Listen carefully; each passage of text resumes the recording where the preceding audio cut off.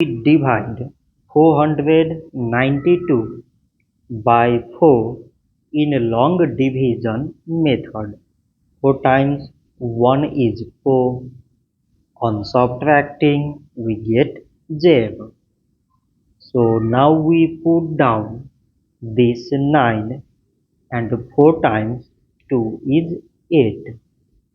On subtracting, we get 1. So now this 1 is less than 4, so we put down this 2 and it is 12. 4 times 3 is 12. On subtracting, we get 0. So 492 divided by 4 is 123. So this much for today and thanks for watching.